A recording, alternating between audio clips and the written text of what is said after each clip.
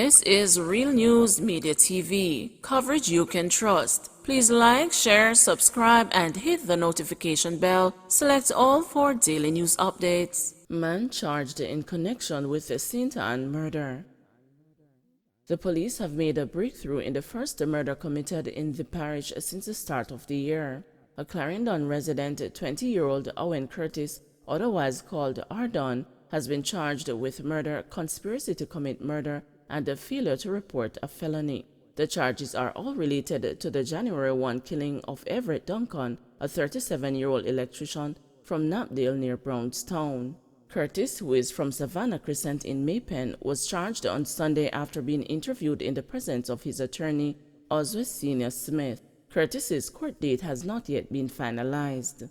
According to the police, Duncan was leaving a shop in Knapdale where he had earlier made a purchase when a car drove up.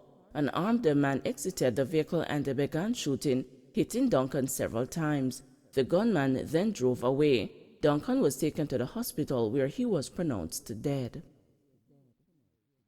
20 held, 4 arrested in Westmoreland, Zoso. The police say they are reaping success in sections of the Savannah-Lamar South area of the parish, which is currently in its second day under a zone of special operations. More than 20 persons of interest have been taken in for questioning, and 4 arrests have been made. On Sunday, in response to the ongoing flare-ups of violence that have earned Westmoreland the dubious distinction of being one of the police divisions with the highest murder figures last year, Prime Minister Andrew Holness declared the Zozo for the areas of Russia, Darling Street, and Dexter Street. On Monday, Senior Superintendent Robert Gordon, the officer in charge of the Westmoreland Police Division, told the news that multiple operations were carried out by the security forces that day, including stop and search as well as targeted and snap raids. During these operations, 2 individuals were arrested, 6 persons of interest taken in for processing and questioning, 5 motorcycles seized, more than 40 tickets issued, and an undisclosed sum of marijuana confiscated. The day before, on the first day of the security forces operations, more than 20 individuals were taken in for questioning, 2 arrests made, and over 50 pounds of ganja seized. No weapons have been recovered to date. The parish had a bloody start to the new year, recording 9 murders in comparison to 2 for the corresponding period in the previous year. The police have pointed to lottery scamming and gang activities as major factors contributing to the bloodletting. There are 5 active gangs in the area. In Sav, it is the gang conflict, gang against gang. Outside of Sav, most of what happens is really lottery scamming at the root of it, said SSP Gordon. Nurses and the MAJ call for measures to curtail COVID-19 surge as hospitals buckle under pressure. Pressure is mounting on the Andrew Holness-led administration to put in additional measures to deal with the current surge in COVID-19 cases. The latest calls are from Nurses Association of Jamaica and the Medical Association of Jamaica. The NAJ has joined the calls for the island's health facilities to begin operating in emergency mode only. Patsy Edwards-Henry, president of the Nurses Association of Jamaica, says the situation at hospitals and other health facilities is worsening and warrants urgent action. And not just in hospitals, but in all health facilities, to include our health centers, where we are having routine clinics, we are having routine admissions, and everything seems to be business as usual. What has been happening is that a number of nurses at all the institutions are becoming ill. And with this 4th wave of COVID, a number of patients are also becoming ill, and the admission rates are slowly but surely increasing. The Mandeville Regional Hospital is full. The Maypen Hospital had to say that they can only manage emergencies now. On Saturday, the Jamaica Medical Doctors Association noted the severe strain on hospitals caused by the surge and a large number of doctors who have been infected or in quarantine. The Medical Association of Jamaica has also expressed its concern that the severe strain on hospitals due to COVID-19 will worsen if swift action is not taken by the authorities to reduce the spike in cases. MAJ President Dr. Brian James is especially worried about the increase in critically ill COVID-19 patients. Critically ill patients require oxygenation support and highly specialized staff. The curfew times, I think if we put it back to the 8 o'clock, then we would be able to blunt the wave a little bit, in addition to actually stringently enforcing the rules that are in place, the restrictions that are in place, the curfews, the mask mandates, etc.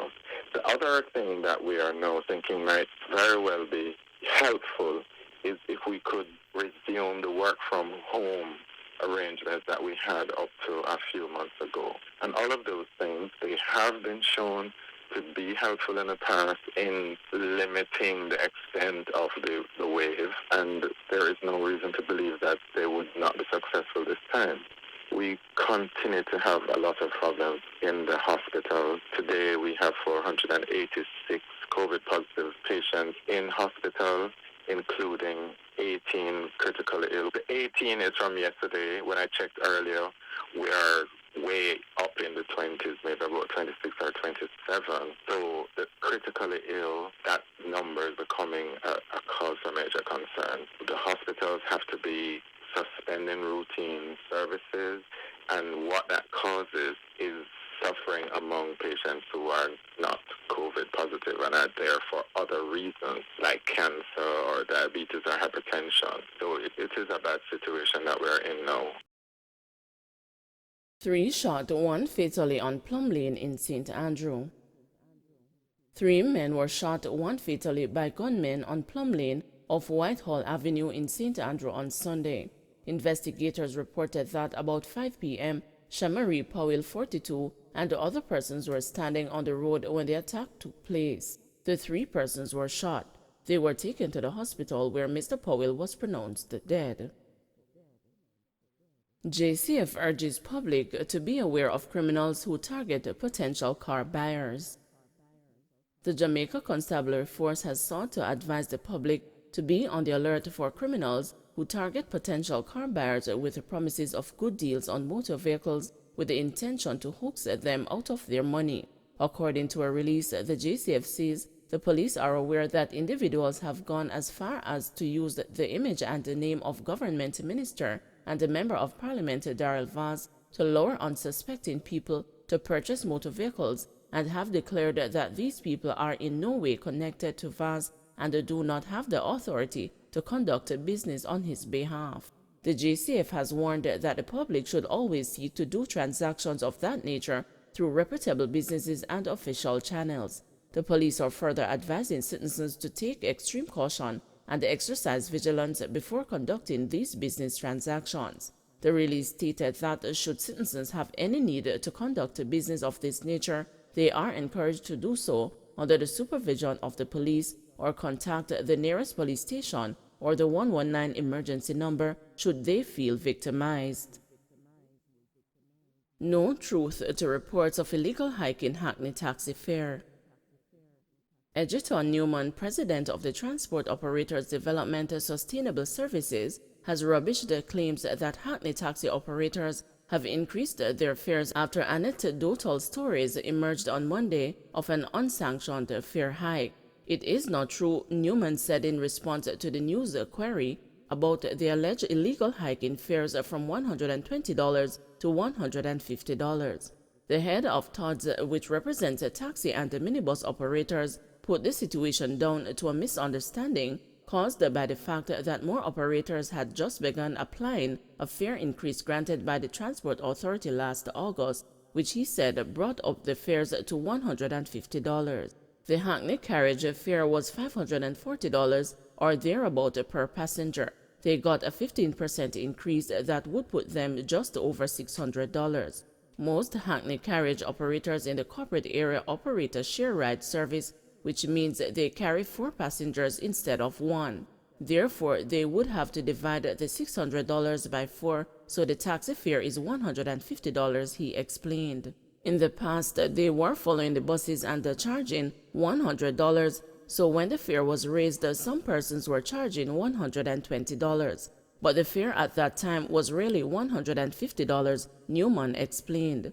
He posited a reason for the misunderstanding, chalking it up to the reluctance of taxi operators to hike up their charge to place an excessive burden on the public in 2014. The operators must take some blame for this misunderstanding because in 2014 their fare was $120, but they did not want to charge it because the JUTC was charging $100, which was too close to their fare, he said. Don't forget to like, share, subscribe, and hit the notification bell. Select all for daily news updates.